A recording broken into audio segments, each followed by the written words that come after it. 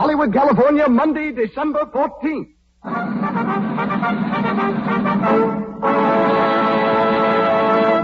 The Lux Radio Theater presents Jean Harlow and Robert Taylor in Madame Saint-Jean with Claude Rains and C. Henry Gordon.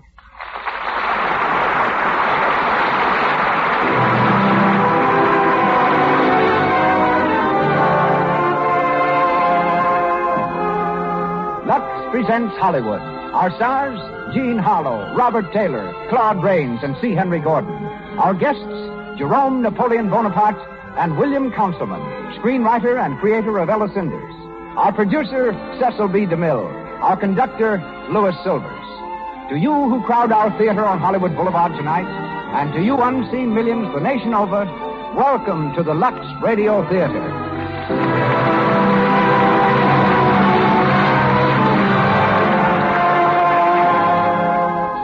Now for a do and a don't.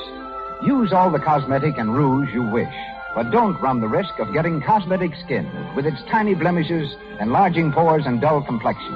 Protect your skin the way 9 out of 10 screen stars do with Lux Toilet Soap, whose active lather cleanses the pores thoroughly and leaves your skin healthily clean, smooth, and lovely. I now turn you over to the producer of the Lux Radio Theater. Ladies and gentlemen, Mr. Cecil B. DeMille.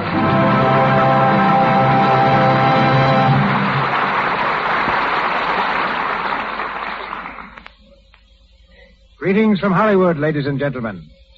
To preface tonight's play, as it would be prefaced on the screen, I should smack my lips, glance at the audience, and roar like the Metro-Goldwyn-Mayer lion. For we're presenting two of MGM's brightest stars, Jean Harlow and Robert Taylor. I've been hearing about Jean ever since she was a child. My daughter Cecilia used to come home from school and tell me that this little blue-eyed blonde was making so many conquests there weren't enough boys left to go round. At 17, Jean was offered a contract by the Hal Roach Studios, but the shock of seeing her on the screen was too much for her grandfather. His telephone call from Kansas City resulted in her promise to stop acting. For 8 months, Jean kept her word. Then Grandpop relented, and she went into the lead of Hell's Angels. She has since become quite a figure in the industry. Of Robert Taylor's storybook rise, I told you a few weeks ago when he appeared here in Saturday's Children. Like Lord Byron, he awoke one day to find himself famous. He's just completed his role opposite Greta Garbo in Camille. Tonight, he becomes Count de Neipperg and Miss Harlow, Madame Saint-Jean, the French words for Mrs. Devil-May-Care. Claude Rains, who started his stage career as a callboy, carpenter, property man, and manager at His Majesty's Theatre, London, will be Napoleon, a character he recently portrayed in Hearts Divided.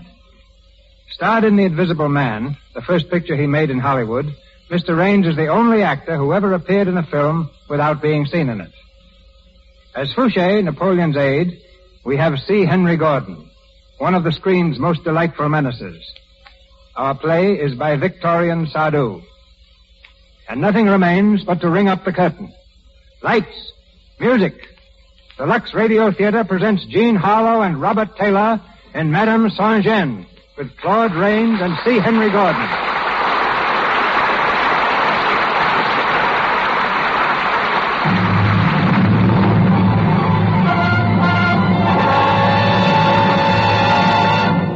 August 10th, 1792. France is rocked by revolution.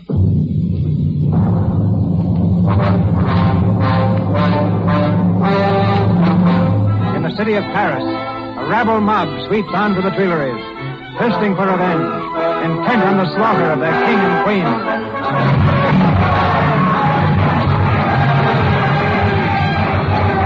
Ragged, bearded patriots, eyes hot with the lust of battle, swarm madly in the Rue Saint-Nicaise, their pikes raised high in the air, their voices lifted in a hoarse hymn of hate.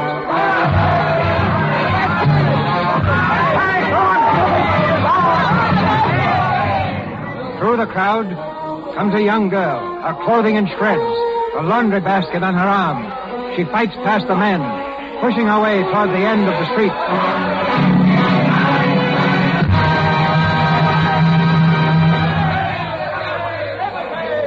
Let me through. Get out of my way. Out of my way, do you hear? you going? None of your business. Come back here. Let me alone. You want to be pushed full of holes? I'm going to the Rooter shop, and you're not going to stop me. There's fighting down there. You'll get your skull cracked. Well, it's my skull. What have you got in that basket? Food? No, it's not food. It's laundry. There's a nobleman who lives there, and I hear he's going to skip. Well, he owes me for 3 weeks' wash counting this one, and he's not going to skip without paying. A revolution going on, and all she thinks about is a laundry business. Oh, shut your mouth. I know her. Her name is Madame Saint-Jean. Madame Devil May Care, huh? Well, Madame Devil May Care, you're a brave little girl. And patriotic, too. Come here and give me a kiss. Take your dirty hands off me. What? No kiss for an honest patriot? You may be a patriot, but you smell of garlic. Sergeant Lefebvre is my man, and if I tell him what you've done, he'll bash your nose. You tell Sergeant Lefebvre we wouldn't let you cross the Rita shot. And if he values your pretty neck, he'll give us a reward. Go on now. Back to your laundry. Let me go. Go on. Sergeant Lefebvre, he'll fix it. Stop it.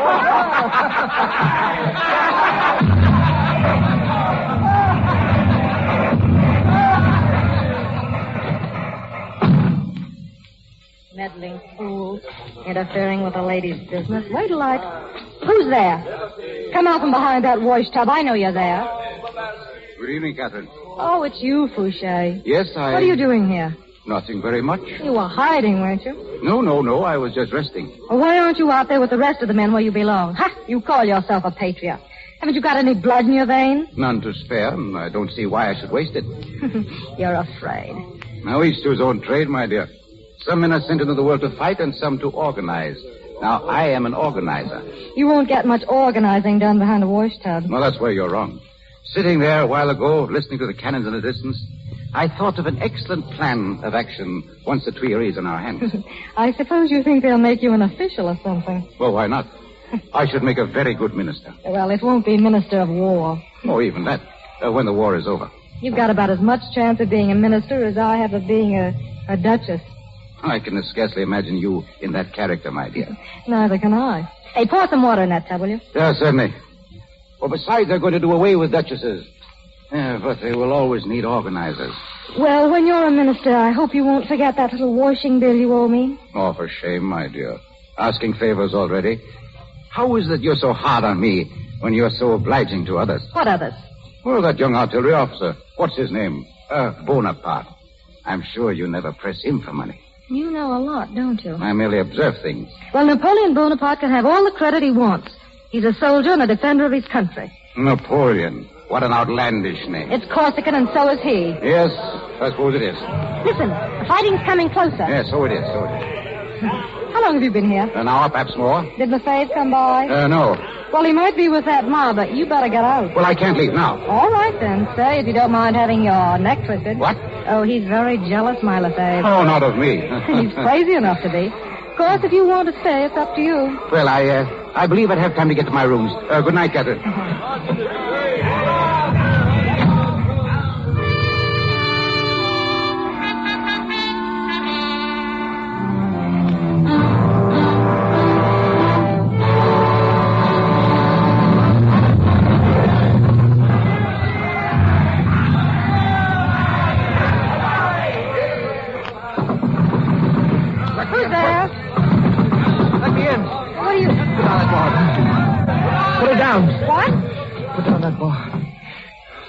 What do you mean by pushing in here as if you owned the place? I'm sorry, but I've been wounded. I had to get out of the streets. What's your name? Does it matter? Well, it does to me.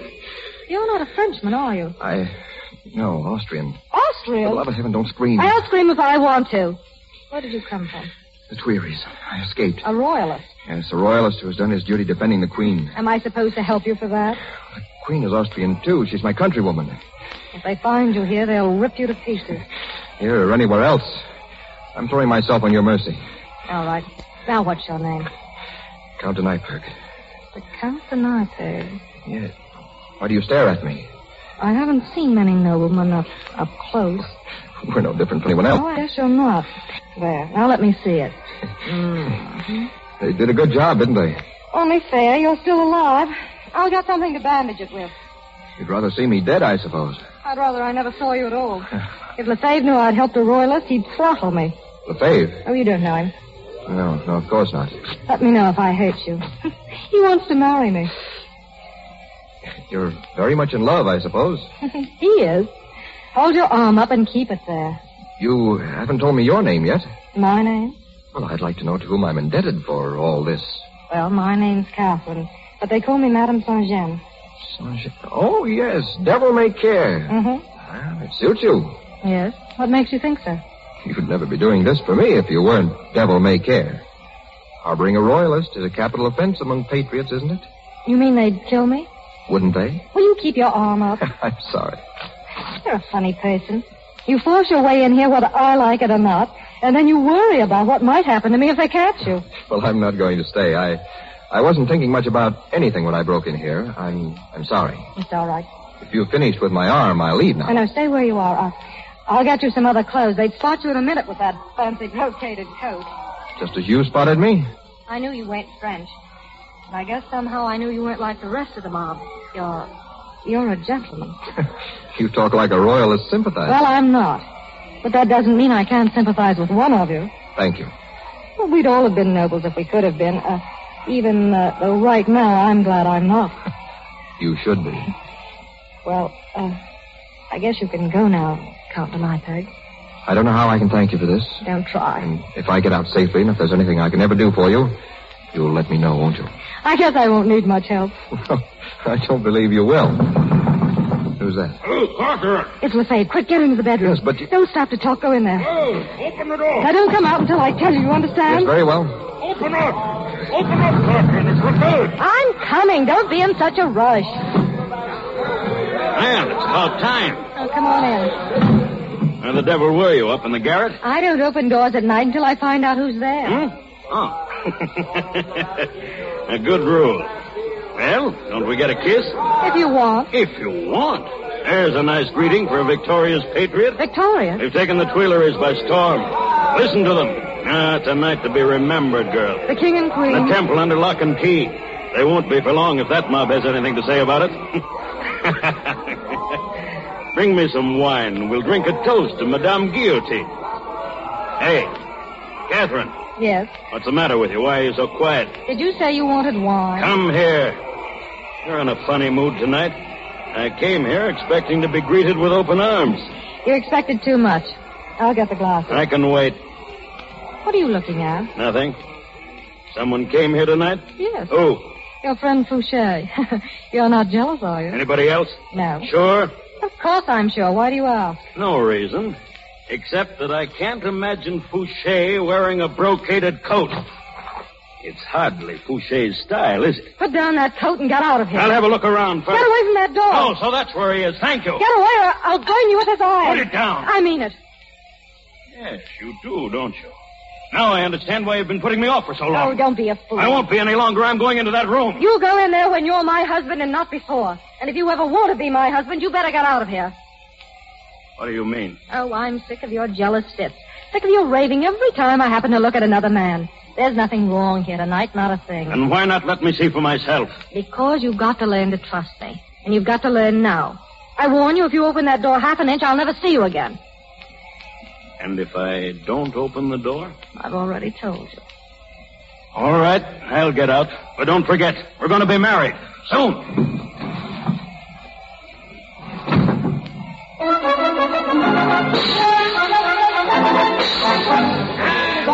Everyone quick!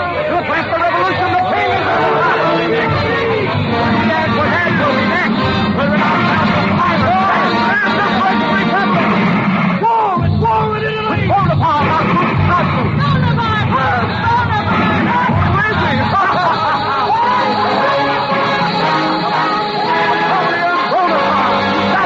First in Italy, then in Egypt, now the Austrians in Marengo. I tell you, Bonaparte can't lose! He'll be emperor next!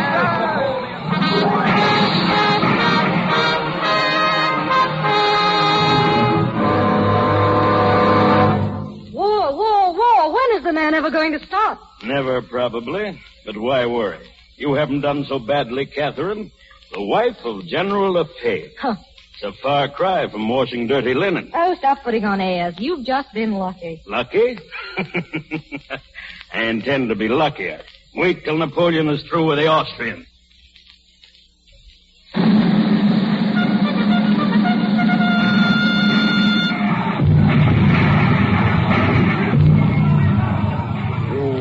of the wounded, Sergeant? And the dead, monsieur.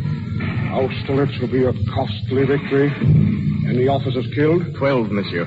One of them, a general. Who is it? General Lefebvre, monsieur. He died at the hospital tent an hour ago.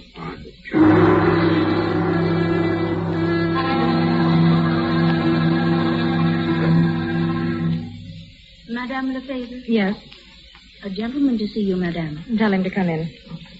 Will you come in, please, monsieur? Thank you. Good afternoon, Madame Lefebvre. Fouché, I'm glad to see you. Sit down. Thank you. It's been a long time since I've met you. It's been ages. I hear you've grown up in the world, Fouché. Oh, yes? His Majesty the Emperor has seen fit to bestow certain honors upon me. Don't be so pompous. I brought you here. I have a bit of news for you. I'll bet it's bad news if you're bringing it. Now, first, may I offer my sincere regrets on the passing of your husband? You're a little late, Fouché. My husband died at Austerlitz. Yes, I'm aware of that. And so was His Majesty when he made your husband the Duke of Danzig. What? Yes, the Duke of Danzig. His Majesty conferred the honor on the field of battle. So that's your news. Well, what of it? Oh, don't you realize what that means? You're the Duchess of Danzig. You have a title. And what am I supposed to do with it? Oh, my dear girl, what does anyone do with a title? That's what I'm trying to find out. Well, you go to court, you attend His Majesty. He seems to have enough attendance now. Who's at the court, Fouché? I'm not up on those things. Oh, among others, there's the Duke of Rovigo, Carnouville, the Queen Caroline of Naples, the Count of Nyberg. What? Nothing. Go on. Count de Nyberg, who else? Well, does it make any difference? There are many hundreds of them. It's funny, Fouché. Remember a long time ago, I said you had about as much chance of being a minister of state as I had of being a duchess. Oh, I'll be a minister yet. But I'm a duchess already. Tell me, do I meet all those people at the court? Certainly. On the same footing? Practically. You'll be the social equal of any person there. Even of a count? What count? Oh, any count. Well, I should say, yes. All right, then I'll go. It might be fun after all.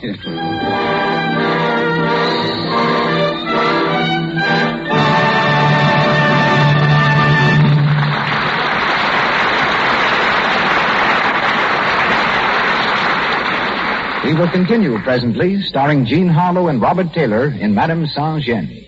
But now, let's drop into Musso's Beverly Hill Restaurant on Wilshire Boulevard, around the corner from the famous Carthay Circle Theater. It's 6 o'clock. Dinner guests are beginning to fill the tables. In a corner, a fortune teller talks earnestly to two young girls. And the cards say, you will have a great change this year. What do you want? Husband? It will come true. You will have great romance. Oh, but very great. The King of Hearts. See? Well, you're encouraging. Is 50 cents right? Yes. Thank you. Good evening and good luck. You needn't be so uppity, Adele. After all, she was doing her best. Well, personally, I'm sick and tired of hearing about romances and wishes coming true. She might as well have predicted I'd be a second Joan Blondell. Say, Adele, you look a little like Joan at that. And Joan Blondell just had a big romance. Listen, Adele, would you get mad if I told you something? No. Why should I? Listen, I'm no fortune teller, and I'm not trying to say you'd be a second Blondell, but doesn't it make sense to you if... Well, darn it, Adele, why don't you do something about your complexion? It's in the cards that if you have a lovely complexion, you're bound to win. So don't take chances with cosmetic skin, dullness, tiny blemishes, enlarging pores. Joan Blondell never takes such chances. This beautiful star is a Lux toilet soap user. She knows the active lather of Lux toilet soap guards against cosmetic skin because it removes dust, dirt, stale rouge, and powder thoroughly so they can't choke the pores. Use powder and rouge all you like, but remove them with Lux toilet soap. Remember, 9 out of 10 screen stars use this soap. Joan Blondell says, I'm delighted with the way Lux toilet soap keeps my skin so smooth. And you know, clear, smooth skin means success, romance. And now, Mr. DeMille. We continue with Madame Saint-Jean, starring Jean Harlow and Robert Taylor, with Claude Rains and C. Henry Gordon.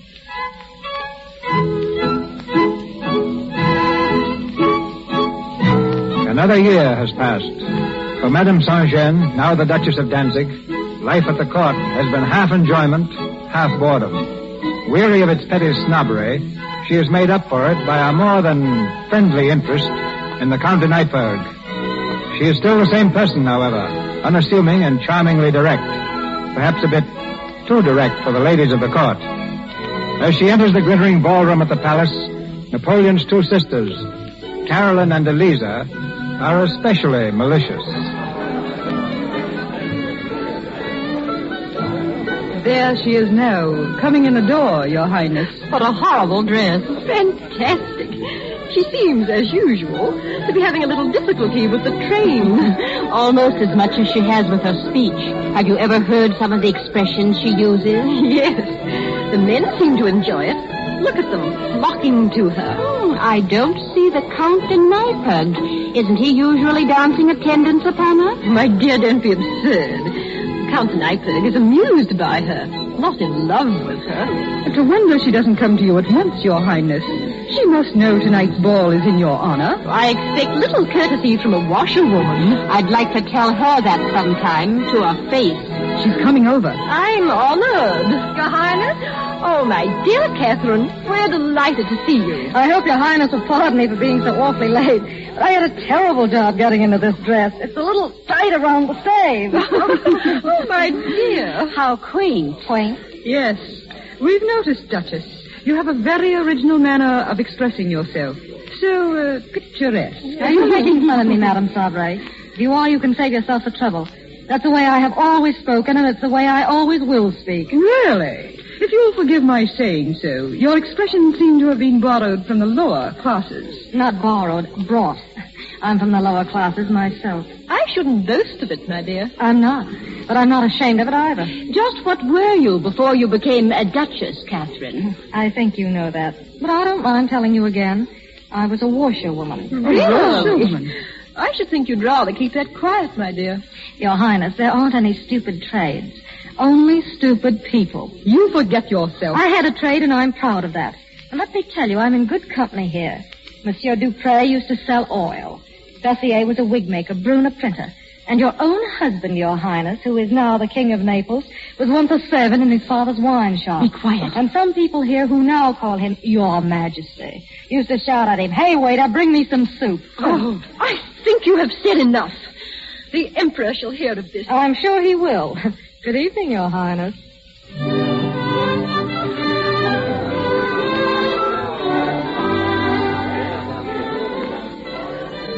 Catherine, whatever have you done? Hello, Fouché. You realize you've insulted the Emperor's sister? She's had it coming to her for a year. If she'd stayed a little longer, I had a lot more to say. You may pay dearly for it. The Emperor's in a nasty mood tonight. What about? Well, heaven only knows. If heaven knows, so do you. Now, what is it? There's something about the Empress. A little jealousy, I think. Is that all? He'll get over it. You take other people's love affairs very lightly, my dear. Well, I happen to know something about jealousy. I married Lefebvre. Yes, of course. And jealousy is very stupid. Doesn't get you anything in the end. Yes, quite right. Oh, by the way, how is the Count de Neipperg? I haven't seen him for a week. Oh, really? Oh, then it wasn't you who was driving with him in the park last Wednesday. In the park? Was he in the park? Yes, with a woman. They passed What me. did she look like? I really couldn't say. She was very heavily veiled. However... Will you order my carriage? What? My carriage. I'm going home. My dear Catherine, what has happened to your philosophy of jealousy? If you think that I'm in love with Neipperg... Well, aren't you? Oh, Fouché, you're a nosy, meddling old fool. Get out of my way.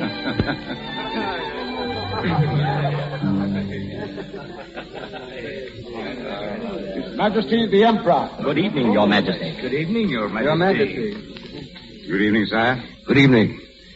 Did you receive my message, Fouché? No, sire. I asked you to report to the West Wing as soon as you arrive. I'm sorry, Your Majesty, but... Never mind. Go there and wait for me. There's something I want to speak to you about. Go now. Yes, Your Majesty. At once. Your Majesty, the Duke of Chantier asked if he might see you in private. Tell him I'm busy. Yes, Your Majesty. And your sister, the Queen of Naples... Tell her I'm busy. I'm going to the West Room. Cancel all appointments and see that I'm not disturbed. Yes, Your Majesty. Sit down, Fouché. Thank you, sire. Now, Fouché, how well are you acquainted with the palace guards? Do you know 8 or 10 who can be trusted to keep their mouths shut? Why, I believe so, sire. Good. Find them and tell them to report to Roussin. I'm putting a special guard around the Empress' apartment tonight. And I want men, not fools. A special guard around Her Majesty's apartment? And may I ask why, sire? Are you pretending that you don't know? Oh, Your Majesty, I have reason to suspect Fouché that someone will try to gain admittance to the Empress' chambers late tonight. A scandal must be avoided at all costs. Oh, Your Majesty, you surely don't imagine why it's incredible. You must be mistaken, sire. You're paid to follow orders, Fouché, not to question them. Very good, Your Majesty. One moment. Yes, sir. There's a woman here tonight, the Duchess of Danzig. Do you know her? Very well, Your Majesty. My sister tells me this woman has insulted her publicly. I wish to see her at once. I'm sorry, Your Majesty, but the Duchess of Danzig has already left the palace. Are you sure? I'm quite sure, Your Majesty. She asked me to order her carriage. She must be on her way by now. Well, I'll see her in the morning. Leave word that she's to be here at 10 o'clock. Yes, sir.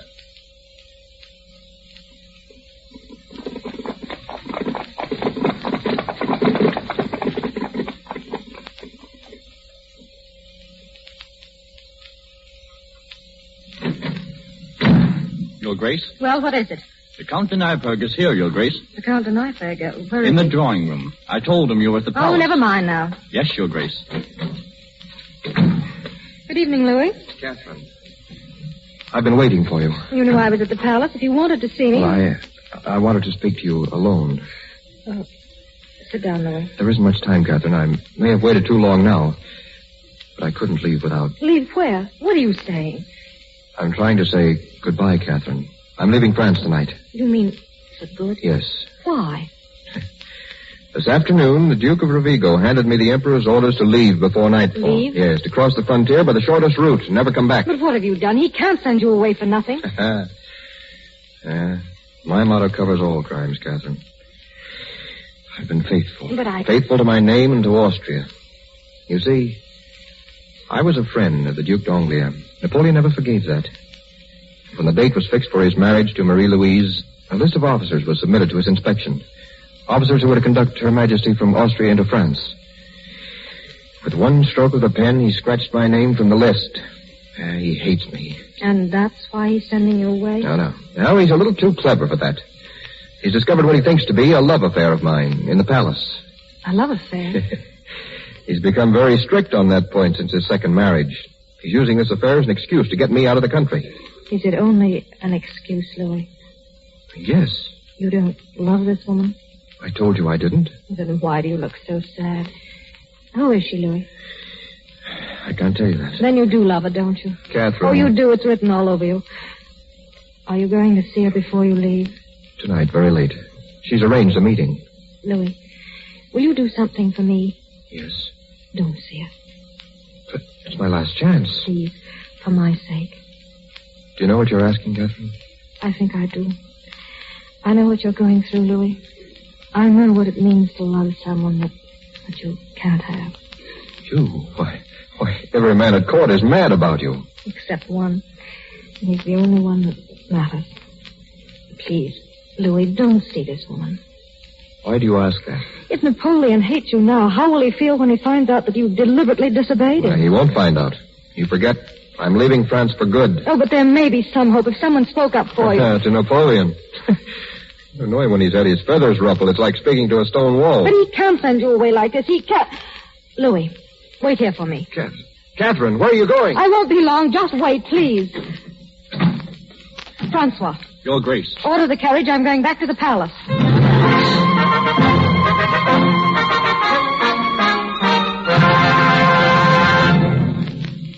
Your Majesty. Well, what is it? Don't you see I'm busy? I beg your pardon, sire. But the Duchess of Danzig is here. She insists upon seeing you at once, sire. At this hour? Well, who did you say it was? The Duchess of Danzig, sire. Oh, yes. Send her in. Yes, sire. Your Majesty. So you're the Duchess of Danzig. Yes, Your Majesty must have seen me at... I can't remember everybody. Sit down. Thank you, sire. It's strange that you should come here tonight. It's about the... Very strange. Because I was going to send for you in the morning. I suppose you know why. Yes, your sister's been carrying tales again. What's that? She told you I insulted her. She's right. You have no hesitation about admitting it, have you? No, sire. I hope you realize you've caused a scandal. I hope I have. But do your sister a lot of good, sire, if someone took her down a peg. She forgets that she had an humble beginning, too, like a lot of us. You're very frank. Almost brutal. That's my army training, sire.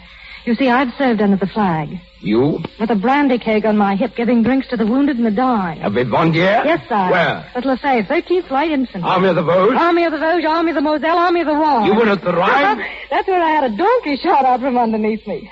The general named me in the orders of the day and kissed me right in front of the whole regiment. Why have I never heard about this? You didn't ask. Neither did your sister. Oh, her. All she knows is that I was a washerwoman. Yes, I've heard about that. You've tried all trades, then? No, only 2. One too many. A Vivandière? Good. But a washerwoman? When? Where? In Paris, 91 and 92. I had a lot of bad customers, though. Right here in the palace, there's a soldier who owes me 60 francs to this day. He's got up in the world, but he never paid me. I think I'll ask him for it. That would look nice, wouldn't it? I've even brought his bill with me.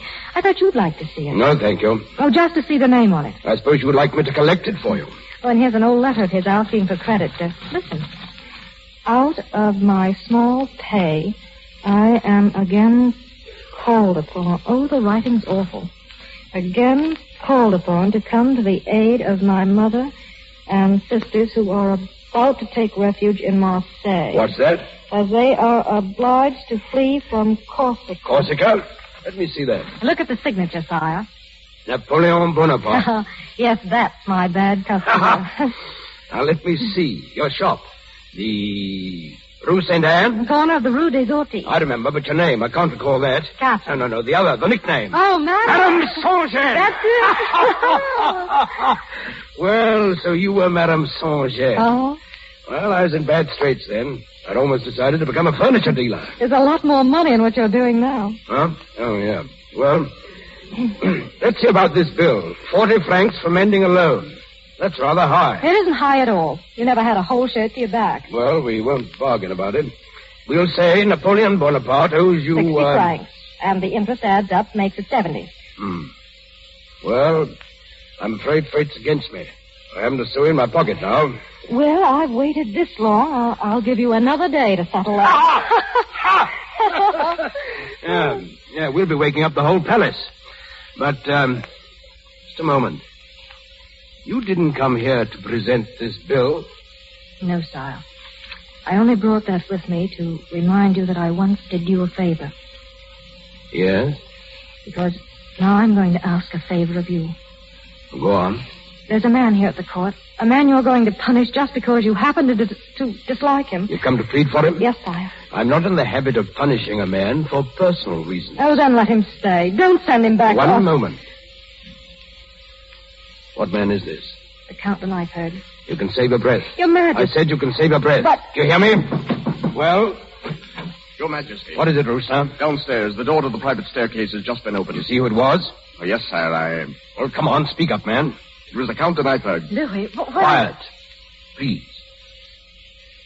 Did you put a guard around Her Majesty's apartment? I did, sire. Her Majesty? Now, Duchess, perhaps you understand why your friend must leave. But it's impossible. You're all wrong. Roustan, keep this woman here. Yes, sire. Listen, he's wrong. I've got to tell him. Hey, come back here. Let me go. Let me go. Here.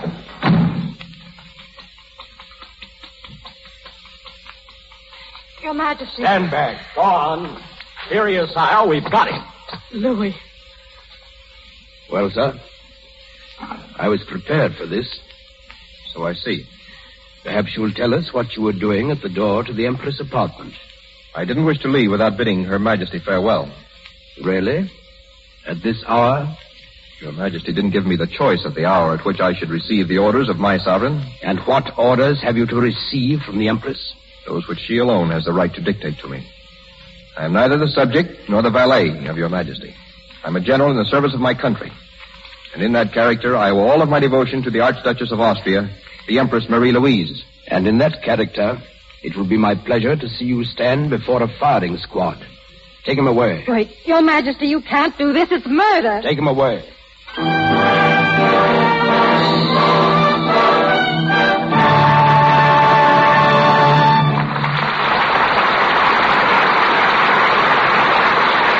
We pause for station identification. This is the Columbia Broadcasting System.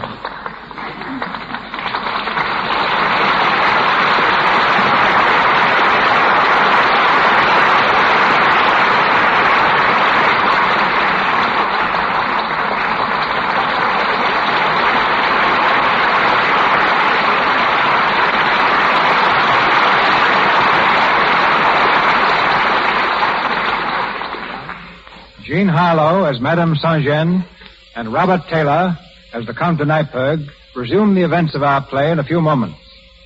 And now, ladies and gentlemen, from the corridor of Napoleon's palace, the Chateau de Compiègne, we traverse land, sea, and time to enter the drawing room of a later Napoleon Bonaparte. It's a privilege and an honor to present the only living descendant of the Emperor of France in America. One of the great figures in the social life of New York, Palm Beach, and Newport. We switch you now to New York City, to the drawing room of a house on East 69th Street. Seated there, amid rare portraits of his illustrious ancestor, is that emperor's great-great-nephew. From Hollywood, we welcome and introduce him. From New York, he speaks to you. The pretender to the French Empire, Jerome Napoleon Bonaparte. Thank you, Mr. DeMille, and good evening. I count it a great pleasure to take part in one of the performances from your brilliant Lux Radio Theater. As I sit here, I know that if the likeness of the Emperor in this room could come to life, he would nod his approval. In his day, all the theaters were under the subsidy of his government. And whenever he returned to Paris from trans-European campaigns, he wasted no time in taking his place with his court to hear the latest plays at the Comédie Française. This famous institution had been closed during the Revolution, but Napoleon was so interested in it that he had it reopened in 1799. He reestablished it in the building which it still occupies today. Mr. DeMille introduced me as the pretender to the French Empire. I think his statement needs some explanation. Technically, I am the present pretender, as I am the direct descendant of the Emperor Napoleon's brother by his first marriage. But I have lived all my life in America. My family and my friends are here, and also there is no French Empire. There's one detail of my ancestry Mr. DeMille omitted in introducing me, and it's one that I'm very proud of. While I am descended from the Emperor of France, I also claim another honor. My mother was the former Miss Appleton of Boston and the great-granddaughter of the great American statesman Daniel Webster. It always amuses me to think that the great Napoleon has become related by other people's marriages to Daniel Webster. Our family, of course, can never enter into discussions as to whether or not the pen is mightier than the sword. As I am seated here, the microphone stands on a rosewood desk that may interest you. I have used it all my life. It was originally given to my cousin, the Empress Eugenie, by the city of Paris when her son, the Prince Imperial, was born. There's no telling how many great documents have crossed it, and its value to me personally is even greater now that a Napoleon can use it to broadcast his words to a nation. Now, in saying good night to you, may I congratulate you all on this great Lux Radio Theater. My compliments to your brilliant Madame Saint-Jean Jean Harlow, to Mr. Taylor, and of course to Mr. Claude Rains for his very fine characterization of my great-great-uncle.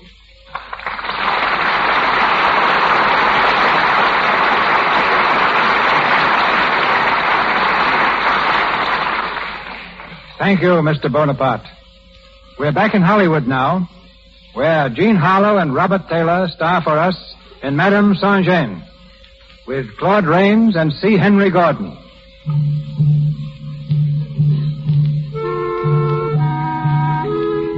It's later, the same night. The execution of the Count de Neipperg is set for 5 o'clock, 3 hours from now. In the drawing room of her house, Catherine paces the floor nervously, desperately trying to find a way to save him.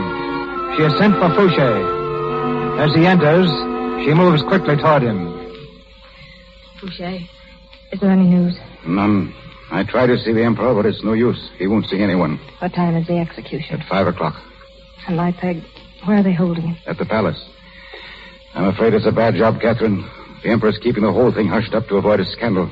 We can't do anything through the usual channels. We've got to get Neipperg out of the country. Are you mad? What do you intend to do? Storm the palace and release him by... I tell you it's useless. He's blundered badly this time. Of all the women in the palace to fall in love with, he picks the Empress. Does she know what's happened? No, Napoleon hasn't been there anyone to see her. Then she won't know until it's over. Exactly. He's taking no chances of her interfering. We've got to do something. We've got to. Oh, why do you stand there, you stupid fool? They're going to kill him. Do you realize that? They're going to kill him. I'm sorry that you love him so much, Catherine. There's nothing I can do, or anyone else. I've got to see him. Take me to him, Fouché. I can't. You've got to. You can arrange it. Please, just a few minutes alone with him. A few minutes, Fouché. If I could only reach the Count de Rovigo. Oh, you can, please. I can't promise a thing, Catherine, but I shall do my best.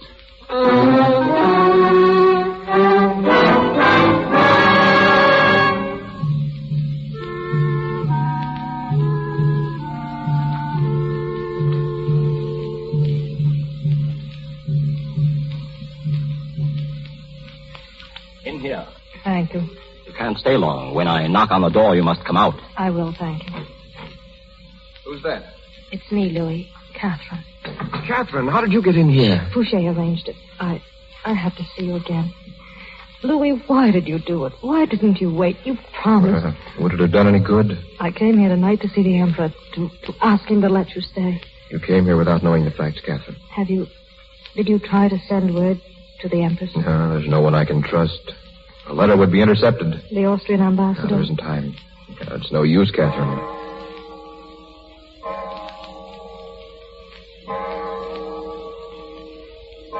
You see? Well, shall we talk about something else?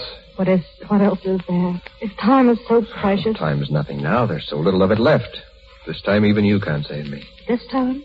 Well, you haven't forgotten that you saved me once. Oh. I've thought of that night often. I always meant to ask you, how did you get rid of Lefebvre? Doesn't matter now. I went back there once after the revolution. Back to the shop? Mm-hmm. Why, Louis? I wanted to thank you. Oh. And they told me you had married Lefebvre. Never thought I'd see you again. Then that night, the night you were first presented at court, the Duchess of Danzig. You saw through me quick enough. Well, I recognized you, if that's what you mean. But you knew that I wasn't really a duchess. But you were. You are, Catherine. No. I'm all dressed up now, and the servants call me Your Grace. Way down underneath, I'm the same as I always was. I can't be like the rest of them. I've tried, but I can't. You're 1,000 times better. Louis, maybe if I'd been born a lady, a real lady... What, Catherine? Nothing. Why do we sit here and talk when... Catherine, are you crying? I guess I am. I never cried before that I can remember. Oh, now look up here. You mustn't do that. I'm sorry. That's a fine thing for a vivandière. Louis, you're not afraid? Afraid to die? No, why should I be? You love her that much? As any soldier loves his queen. What are you saying? I'm devoted to her. I asked you if you loved her. As a man? No. Well, but Marie-Louise and I grew up together in Austria. We've been friends, good friends, since childhood. She came here as Napoleon's wife. We tried to continue that friendship, that's all. But tonight you were going to... At her request. She asked to see me. Oh, why didn't you tell that to the Emperor? Have him laugh in my face. But he thinks that... He thinks whatever he chooses to think. Then you don't love her. You don't love her. It's the guard. He'll have to go now. Louis. Your Grace. Oh, one moment, please. I'm sorry, Your Grace. Goodbye, Catherine. Goodbye, Louis. This way, Your Grace. Wait. I want you to take me to the Emperor. Your Grace, that's... Take me to him. He won't see you. He won't see anyone, Your Grace. Take me to him. If you don't, I swear I'll wake the whole palace. I want to see the Emperor.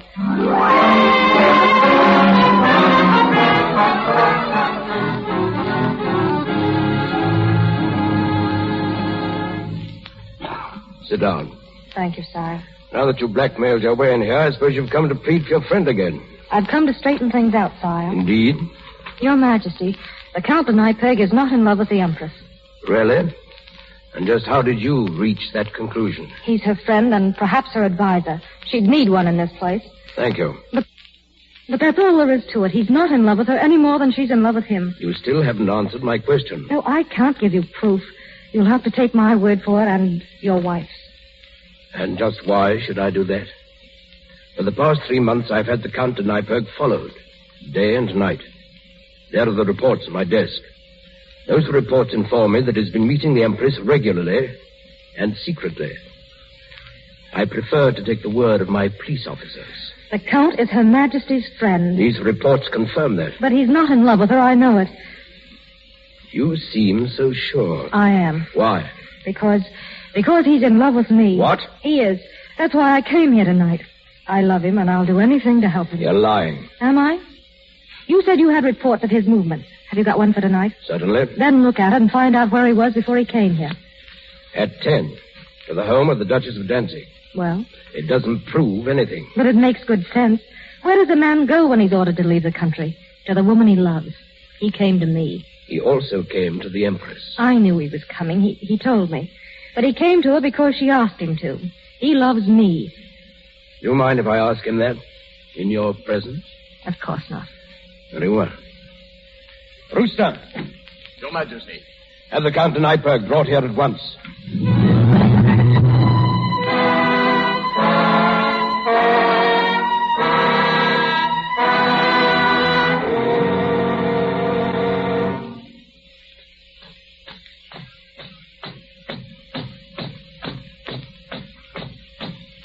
Halt! Open that door.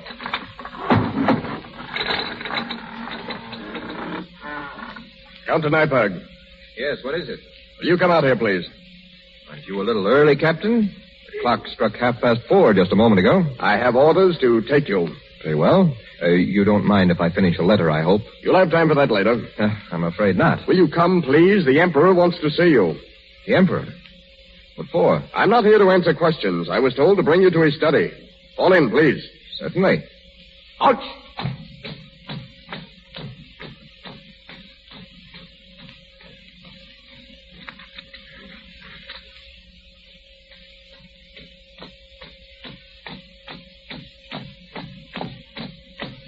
Halt! Your Majesty. Bring him in, Roussin. In here, please. Louis. Catherine, what are you doing? That'll be all, Roustin. Wait outside. Yes, sire. Well, Nyberg?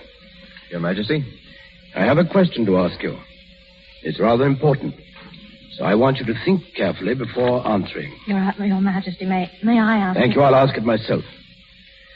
Nyberg, if you'll pardon a purely personal question, are you in love? Your Majesty? Are you? I have been for a long time. I hardly knew it myself, but I'm sure of it now. Good. Now, this is the important point. Would you mind telling me with whom? Must I answer that? I insist. Very well. Since I'm to die in an hour, it can't do much harm. Who is she? Well?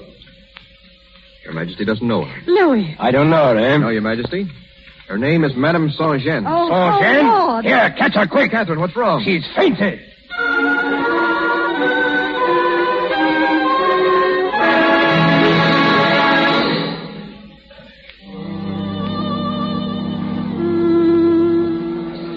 So that's why he wanted to know. Yes, but he knew me as Madame Saint-Jean, too. Well, it seems that I gave the right answer. If you'd given any other, you'd be dead by now. There wasn't any other. I love you, Catherine. Oh, Louis, why didn't you tell me? I was going to, a month ago. I wish you had. Louis, take me home. I think my knees are giving out. Well, it's late. You must be tired. Tired? I feel as if I had done a hard day's wash.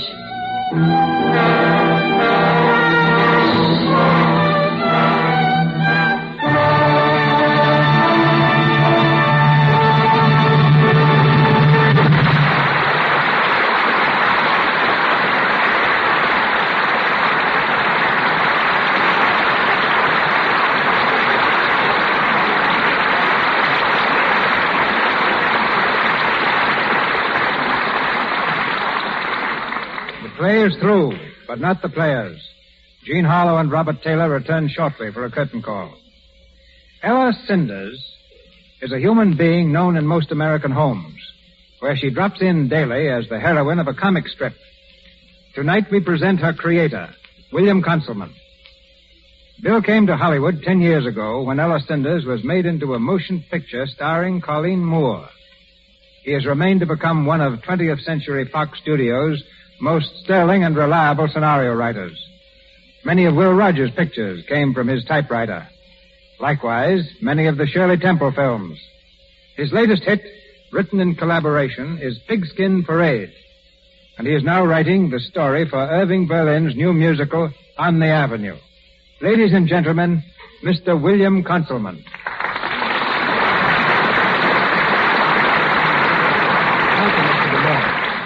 What'll I do first? Talk about movies or comic strips? Well, you can choose your weapons, Bill. But remember, you're supposed to be a humorist. All right, then suppose I tell the latest story making the Hollywood rounds. It's about a well-known director, present company accepted, who was pestered to death every single day with people trying to see him. Nothing he could say or do would keep them away. Well, last week he was taken suddenly ill. He rushed home and told his wife to get a doctor quickly. 3 hours later, she managed to reach one, and as the physician drove up to the house, the director's wife rushed into his room. "Henry," she said, "Dr. Brown is here to see you." "Impossible," he said weakly. "Tell him to drop around next week. Can't you see? I'm much too sick to see anybody." Well, not bad, Bill. Not bad for a starter. But now I have to confess, that story I just told is pure myth.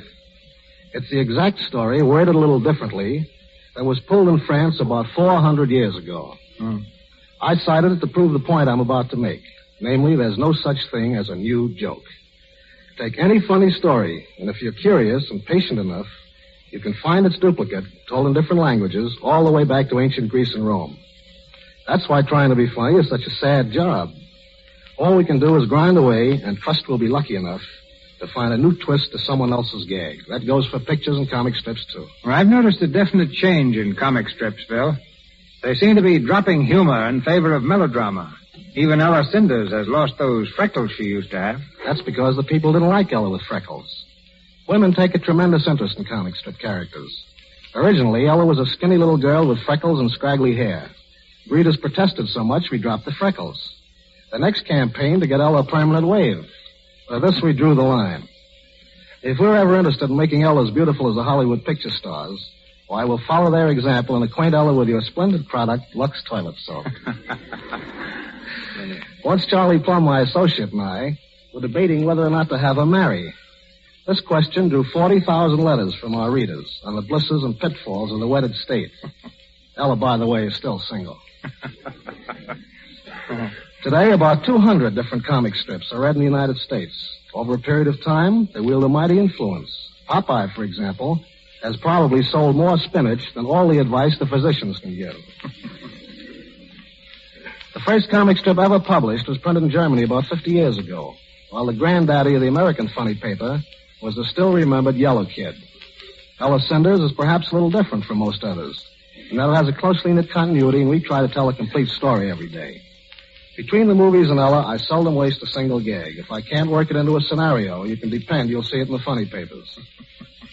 But whether it's a motion picture, a comic strip, or a radio program, we're all working for the same common end, to please as many people of as many different types as possible.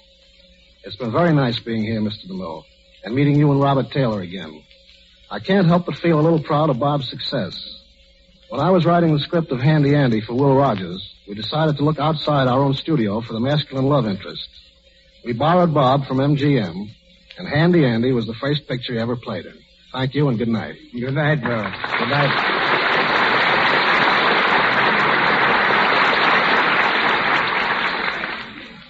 This is a high point of the evening. The moment when we present tonight's stars. Not as characters in a play, but as two of Hollywood's supreme favorites. Jean Harlow and Robert Taylor. Thank you, Mr. DeMille.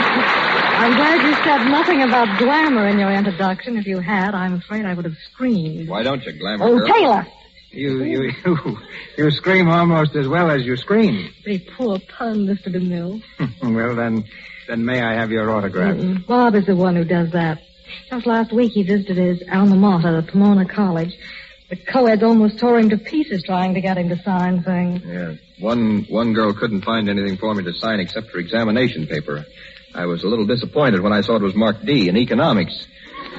However, you've been in Hollywood nearly 25 years, Mr. DeMille. What is it that turns nice, peaceful people into autograph hunters? I've asked them that, Bob. The most sensible answer I ever received was from a young lady who said, I don't care about your autograph, Mr. DeMille. I just wanted to see what you look like. Well, Hollywood is unique for a number of things besides autograph hunters. Out here, you can take life a lot easier. There's just as much hard work done in Hollywood as any other town. Now, you drop into any place like the Brown Derby, you'll find half the girls in faultless evening dress and half in slacks and sweaters, but nobody feels ill at ease. If you're invited to someone's home for a 7 o'clock dinner, you arrive at 9 and you find you're early. But the only thing that really puts on a show in Hollywood is a hamburger sandwich, and they're served with pecans and walnuts and... Oh, well, this is a town that is all so constantly bubbling over with new ideas. Hundreds of them come and go every week. But as far as keeping a lovely complexion is concerned, the actresses, including myself, have just one idea, and that's to use Lux toilet soap. Oh, and yes, Hollywood is probably the only town where a kiss is measured in feet. 5 feet of film for a peck and 85 feet for the real thing. Now, the strangest kiss I've seen in pictures was that film the other day at Paramount. Marsha Hunt and Leif Erikson, playing in College Holiday, were the participants. And the scene of action was the bottom of a tank filled with 40,000 gallons of water. Ducky, I call it. Oh, that's worse, that's worse than mine. Well, Robert, any further remarks? None, Jean, except my thanks to the Lux Radio Theater for another swell evening. And mine, too, Mr. DeMille. It really was a privilege to be here. Good night. Good night, Jean. Good night. Good night, Bob.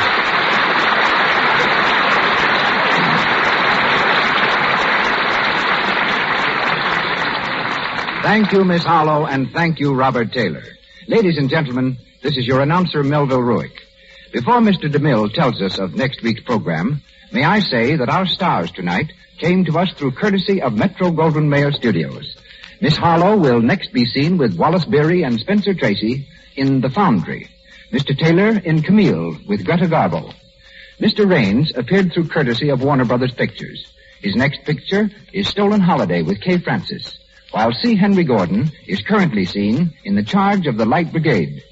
Mr. DeMille is from Paramount, and Mr. Silvers, 20th Century Fox, where he was in charge of music for the new film Banjo on My Knee. Our cast tonight included Lou Merrill as Lefebvre, William Royal as the General and Constant, Corinne Ross as Madame Savary, Sarah Selby as Eliza, Phyllis Coughlin as Carolyn, Gretchen Thomas as Marie, Frank Nelson as Rustam, Ken Chevelle as a footman, David Kerman as a guard, James Eagles as a sergeant, Ross Forrester as a patriot, Charles Emerson as citizen, and George Finney as Citizen Dupre. And now, Mr. DeMille. Two of Hollywood's most glittering personalities teamed first in Warner Brothers Pictures and more recently in Matrimony are teamed again in the Lux Radio Theater next Monday night. They are Dick Powell and Joan Blondell. And they'll star for us in a sparkling musical comedy, the radio version of Warner Brothers picture Gold Diggers.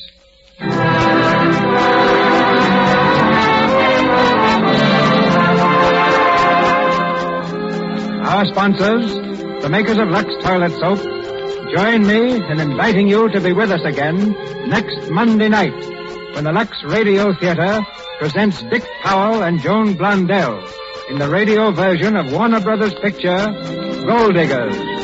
This is Cecil B. DeMille saying good night to you from Hollywood.